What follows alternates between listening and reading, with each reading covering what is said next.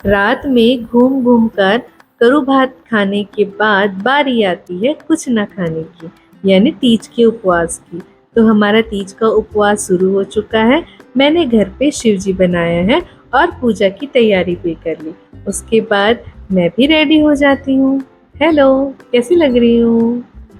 मैं तो बस चुटकी बजाती हूँ और रेडी हो जाती हूँ। उसके बाद बारी आती है पूजा करने की। तो मैं, दीदी और मेरी माँ तीनों मिलकर पहले हम लोग पूजा करते हैं। शिव जी को हम सबसे पहले जल अर्पित किए, उसके बाद पंचामृत से उनको स्नान कराया। वीडियो में हमारा हाथ लेफ्ट हैंड दिखाई दे रहा है, तो हमको गलत ना समझें, क्योंकि हमने फ्रंट कैमरा ऑन किया था जिसकी वजह से वो लेफ्ट हैंड दिखाई दे रहा है। फिर हमने शिव जी को रोली गुलाल चंदन का टीका लगाया और उनको उनका मनपसंद पुष्प भी अर्पित किया। ये सब करने के बाद हमने शिव जी के लिए एक छोटा सा भजन भी गाया। वैसे तो हमने पूजा विधि विधान से किया, अगर कुछ कमी रह भी गया हो तो उस कमी को दूर करने के लिए हमने शिव जी का आरती भी गाया, क्योंकि आरती करने से भगवान की पूजा में अगर कुछ कमी होती है तो वो पूरी हो जाती है। पूजा करने के बाद हम एक दूसरे का मुंह देख रहे थे। बहन, तेरे को भी भूख लग रही है क्या? हाँ बहन, मुझे भी थोड़ी भूख लग रही है, लेकिन कुछ खा नहीं सकते, तो हम अपनी बेटी को चप्पल खिलाने ले गए हैं। मेरा मतलब है उसके लिए सैंडल लेने गए हैं। बहुत सारे दुकानों में छानबीन करने के बाद इस लाल परी को फाइनली ये सैंडल पसंद आया। शुक्र है इस लाल परी को सैंडल पसंद आ गया, वरना तेज धूप में हम भी लाल परी बन ही जाते। ये सारा काम निपटाने के बाद बारी आती है कतरा बनाने की। तो सबसे पहले सिंघाड़े को हमने अच्छे से पीस लिया।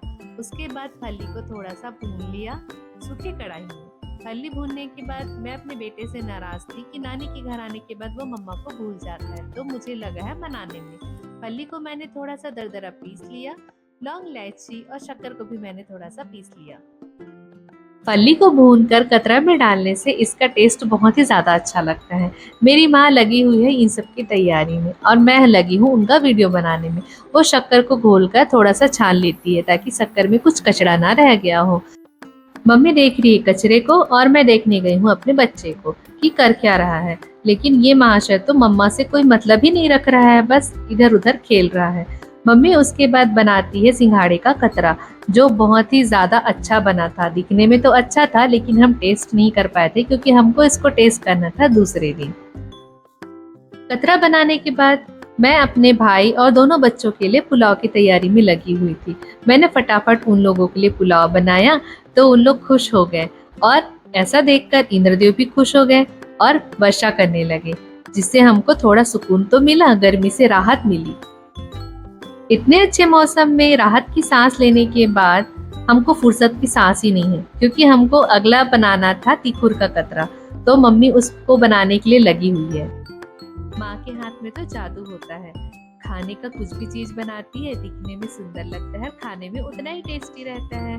अब तिकुर का कतरा कंप्लीट करने के बाद हमने फटाफट पूरियां बेलना स्टार्ट किया। रात में हम जितने भी खाने की चीजें बना रहे हैं, अगले दिन इसको ही हमें खाकर उपवास को तोड़ना रहता है।